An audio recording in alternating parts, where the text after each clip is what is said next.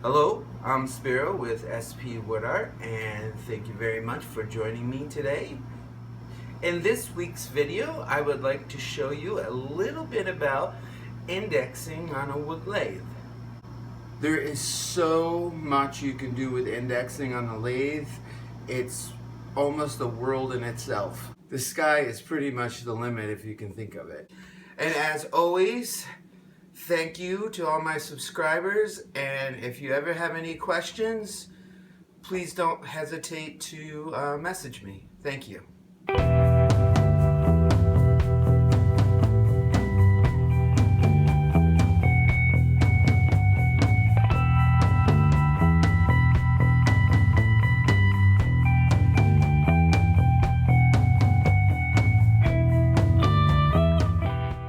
First, I'll turn on my dust collection, and then I'm going to drill a pilot hole for my ash wood block, which I believe is about 2 by 2 by 2 inches.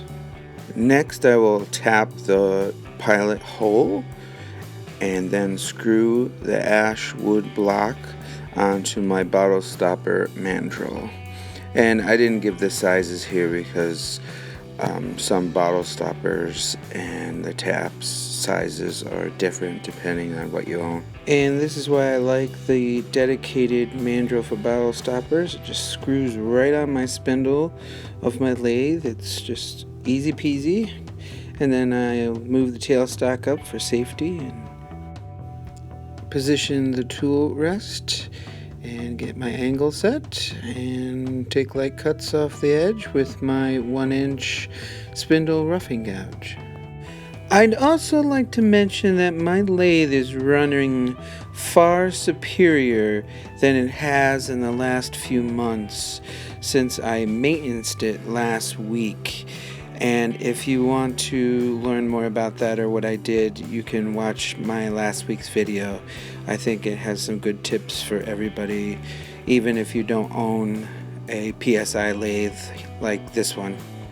Now I think I still have a little flat spot here, so I have to turn it down a little bit farther. Then I'll take one final pass with a different grip on my tool, and I'll start on one end and work my way to the other with my finger supported on the tool rest, and it'll give me a nice straight even cylinder. Now I'm just going to switch to a spindle detail gouge and start shaping the profile of the bottle stopper. I forgot to mention this before, that my ash wood is running as a spindle, meaning that the grain is horizontal. If this piece was turned on its side and I had two different grain patterns, I would use a bowl gouge. This is important for safety and to minimize catches. This also applies to the spindle detail gouge because the flute is very shallow and it's much different than, say, your bowl gouge, and it can give you much more aggressive cuts and result in severe catches. This is also because the shallow flute of a spindle detail gouge has a different shape of the cutting edge than that of a bowl gouge, and the bevels are generally much steeper in an angle, so the cuts can be more aggressive. Now you can use a spindle detail gouge on bowls.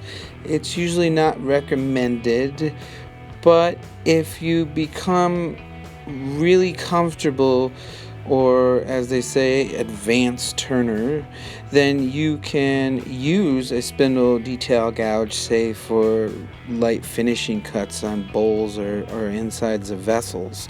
But in general, it's not really appropriate to use a spindle detail gouge on a bowl. Also, if you don't have a spindle detail gouge, a traditional spindle gouge will work fine for a bottle stopper. I hope that information helps. So I'm switching over to my 1/8 inch parting tool, and I'm kind of making a pyramid or a cone on the end, and then I'm going to just scrape that out. And you could do this in many ways. I just chose to do it this way for now. And before I use my round nose scraper, I'm just going to give it a quick sharpen on my grinder. You can kind of see it off there on the left. Now I will use my round nose scraper, I believe it's a 1/2 inch round nose scraper, and kind of make a cove on the cone that I had made with the parting tool. And then I'm going to leave a little spot up top for a little ball area. Next I'm going to use my little round nose micro tool scraper, and as you can see, I moved the tool rest really close with these tools. You can't keep them far over the tool rest or they vibrate way too much to even use them. And I'm going to make some coves on the inside a little bit and help to shape the ball with this little micro tool. Here you can see the ball, and I moved the tailstock out, and I'm just using a 1/2 inch skew and shaping the ball a little bit more and cleaning up the end from where the tailstock made a hole. Here I'll start my favorite, sanding. Not really. Well, sometimes actually I feel like it's therapeutic. You just really get into a mindset and sanding, and you kind of just block out the rest of the world and just sand, and you don't really have to think about much. So I started with 100 grit, and because I'm going to color this bottle stopper with ink, I really want the surface to be imperfection free and as smooth as I can get it to close the pores as much as I can. So I actually sanded all the way up to 2000 grit. Next, I'll just use some rubbing alcohol, 91%, to clean out some dust and grit and raise the grain a little. And then I'll do a 2000 grit sandpaper again. Next, I will start the indexing process by using my little pencil jig I made here, which is basically just a dowel that fits in my banjo with a mechanical pencil. And it has to be exactly on center of your lathe, like you can see here. I also have a little hose clamp on the bottom so that the depth never moves. And the reason why I have used this dowel is because I want the lines to be exactly the same position every time. I've seen other jigs where you can make a little table and lay the pencil on it, or you can use your tool rest and use a pencil, but that's not, in my opinion, as accurate as the pencil being fixed. Now it's just a matter of drawing the line where you want the lines to be. These would be horizontal lines right now. And I just move the tool rest around lightly, and the dowel can move in and out no matter what the contour or profile of the piece is. You can use this on bowls or whatever you like.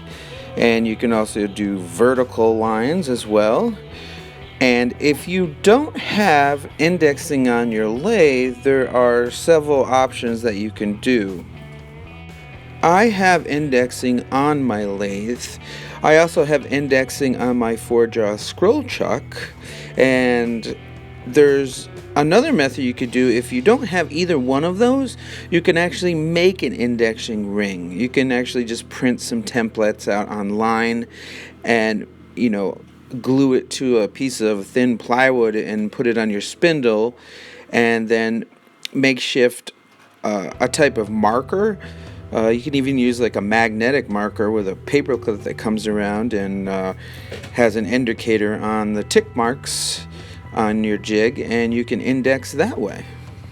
Even if you do have indexing on your lathe or on your chuck, my lathe has 24 spots for indexing. on my lathe, and my chuck has 22 spots. So if I wanted something different than 24 or 22, I could definitely make the indexing jig out of the piece of plywood and print out the tick marks as much as I want on them, and then I can have as many tick marks as I want.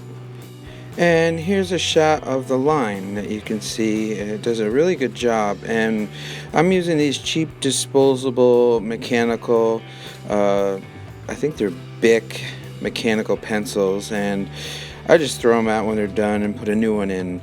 The only thing I suggest or recommend is if you make the little dowel jig like I have, make sure that the hole is one size a little bit smaller than the pencil itself, and then sand the hole until the pencil fits in there very, very snug. And you want the pencil to stick out a good way so you can get into different areas like this bottle stopper, but not too far where the pencil is going to flex. So you just basically repeat this process for as many times as you want, for how many lines or how many sections you desire. And you can even do vertical lines like I had mentioned before, and you can make squares and then color in certain squares to make patterns, and there's lots of variations that you can do, and I'll probably touch on that in a different video. And here's a shot of 24 sections on the bottle stopper, just to show you. And here's a shot of the top of the bottle stopper so you can see what that looks like. Next, I'm going to move on to coloring the bottle stopper, and I'm going to use these artist pens, and they're called PITT Artisan Pens by Faber-Castell, and they are absolutely awesome. I love these pens for wood turning. Now, I'm not sponsored by these pens at all. I just really love them, and the reason why I love them is numerous. They come in different styled tips. These are brush tips, and they're designated by a B, and they usually put those on the cap. They come in many different colors. I don't have them all because they're fairly expensive pens, but they are, in my opinion, worth it. I have gold, silver, even this bigger one that's white. This white marker has a bullet tip, it's called, which is a little bit more rounded as opposed to the brush tips that are basically almost like using a paintbrush. They're really that awesome. And here's some black, and all of these have different tips as well. There's a B, there's a small and extra small, and I believe the extra small is down to a 0.1 millimeter. It is really small for detail work. Now, some of the reasons why I like these pens for wood turning is they are made with really high quality India ink with nice artisan pigments, and basically just that and some water. They're not alcohol based. They'll stay on the surface, so they're easy to remove. They don't penetrate in the wood very far, but they're permanent. They dry really fast, and they are light fast, very light fast. They could last, the color on these could last even in a sunny window for well over 100 years. They're UV protective, they're waterproof. Like I said, they dry quickly and they don't smudge once they're dry.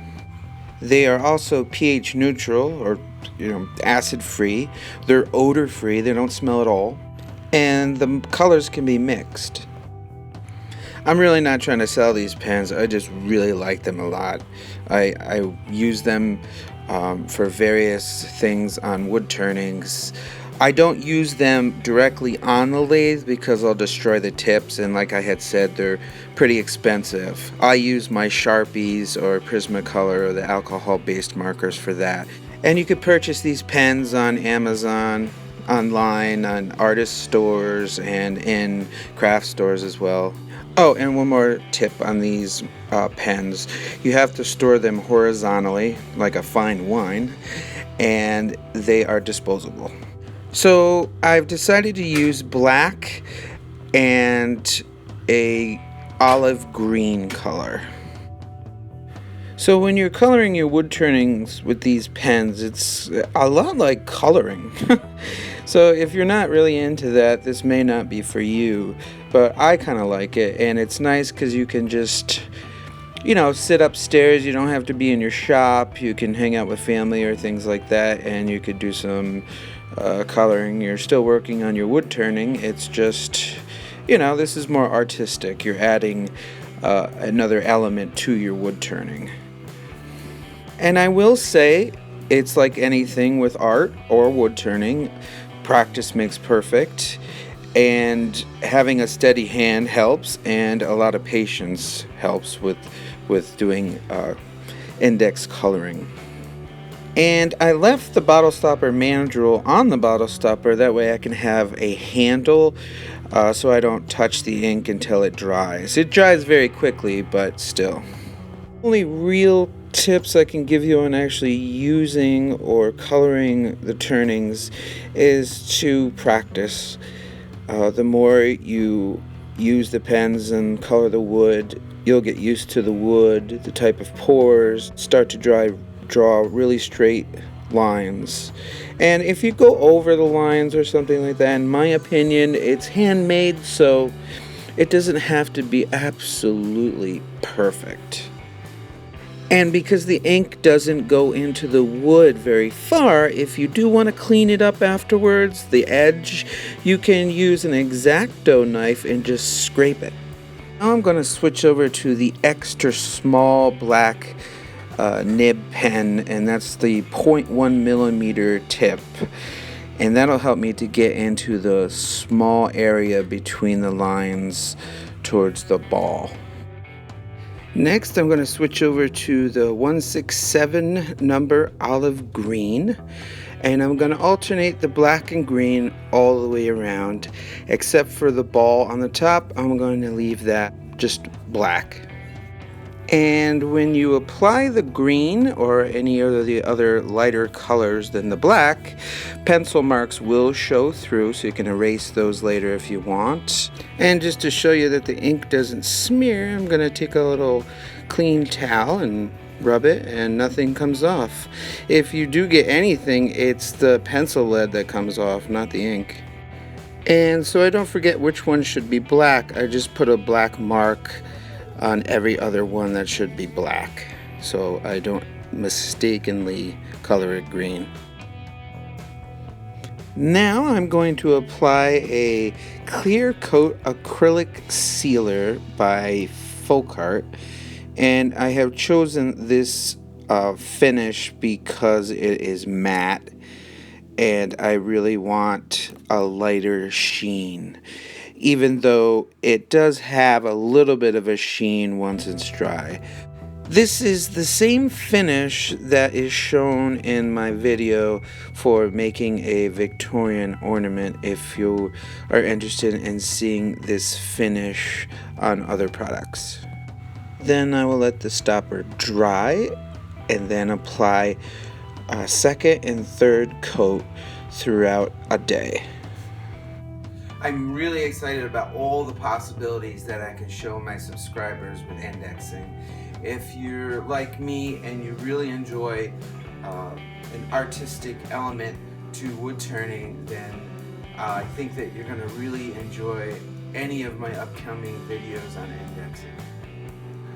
So if you haven't subscribed, please feel free to do so. And until next week's video, stay safe at all times in your shop. Keep your wits. Ran out of something to say, sorry.